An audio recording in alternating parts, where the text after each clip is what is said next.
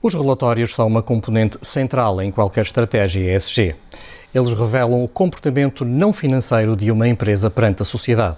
Mostram como é que a empresa se comporta em termos sociais, ambientais e éticos no decorrer da sua atividade.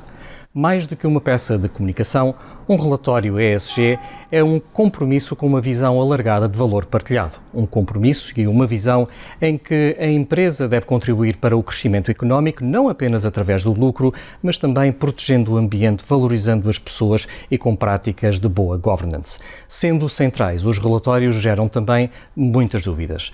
Matos Fernandes, por que é que uma empresa deve ter uma estratégia ESG e um relatório ESG?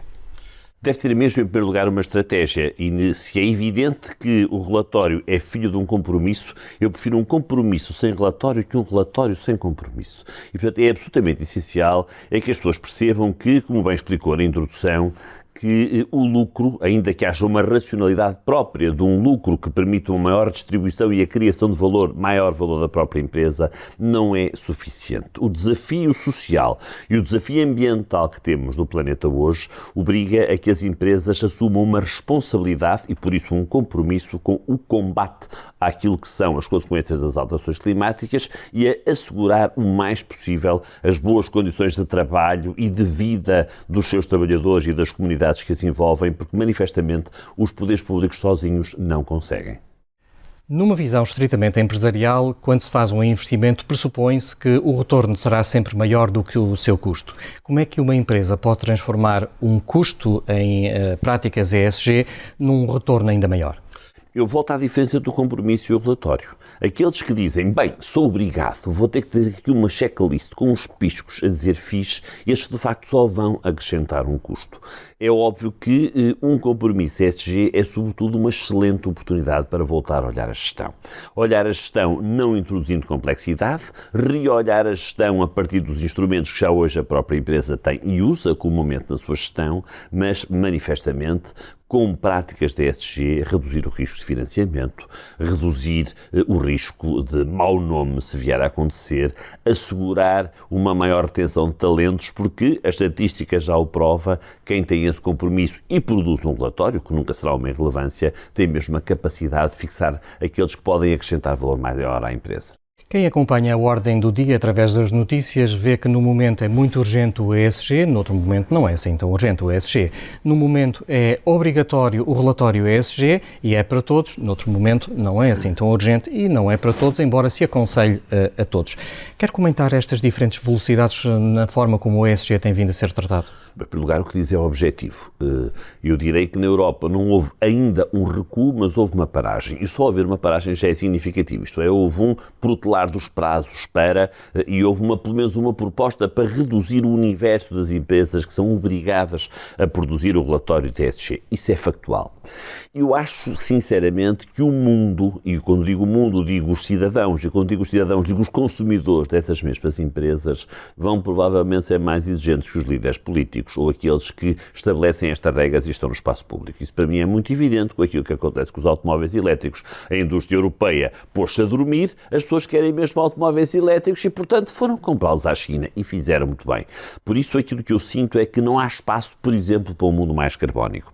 E aqueles que se deixarem enliar por uma linguagem mais doce, mais relaxada, vão ter prejuízos no futuro, porque o comum dos cidadãos, e muito particularmente os mais novos, não vão deixar de existir. Quando uma empresa aborda o tema de um relatório ESG, há várias dúvidas que surgem. Que indicadores devo utilizar? Como é que devo medir? Como é que devo comunicar?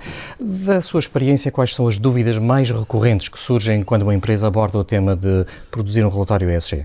Há uma questão que é muito central e que eu direi que é até mais do que uma dúvida. É difícil obter informação.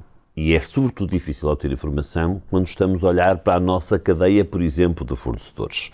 Quando muito conseguimos descer um degrau, mesmo aí com dificuldade, porque objetivamente estamos a bater à porta de outrem a dizer diz-nos coisas sobre ti. E não temos este hábito. É uma tolice o aforismo que o segredo é a alma do negócio, mas ainda há quem pense assim e haja como tal. Por isso, os relatórios têm sempre esta dificuldade de início. Por isso, da minha experiência também me diz que o segundo é muito melhor que o primeiro. De facto, o primeiro relatório é mesmo aquele em que nós nos combatemos com a dura necessidade de recolher informação. Vamos lá ver. O relatório de ESG não tem que ser tão complexo como isso. Eu direi mesmo que ele pode ser, se bem feito, mais simples que aquilo que era a tradição dos relatórios de sustentabilidade. E porquê? Porque para mim, material, que é uma palavra que aparece nova e associada ao ESG, não é mais do que um significado do que um sinónimo, de importante. E por isso temos de nos saber focar naquilo que é verdadeiramente relevante para nós e nos impactos que provocamos, nós enquanto empresa, e se nos focarmos nisso, vamos ser capazes certamente de ser mais eficazes na produção dos nossos relatórios. E quando começamos a produzir um relatório ESG, devemos começar tudo do zero ou devemos utilizar as ferramentas de gestão que a empresa já dispõe? Devemos mesmo utilizar as ferramentas de gestão que já temos.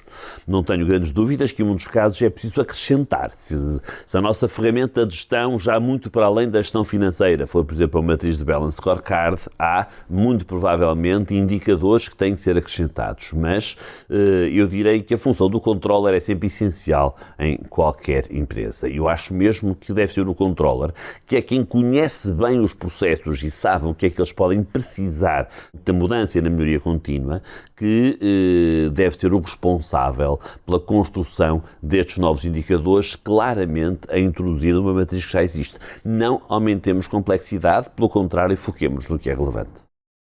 Relatórios ESG, uma peça central em qualquer estratégia de ESG, podem não ser obrigatórios para todos, mas são recomendados seguramente para a maior parte das empresas que queiram aceder às cadeias de valor e ter um bom comportamento ambiental, social e ético perante a sociedade.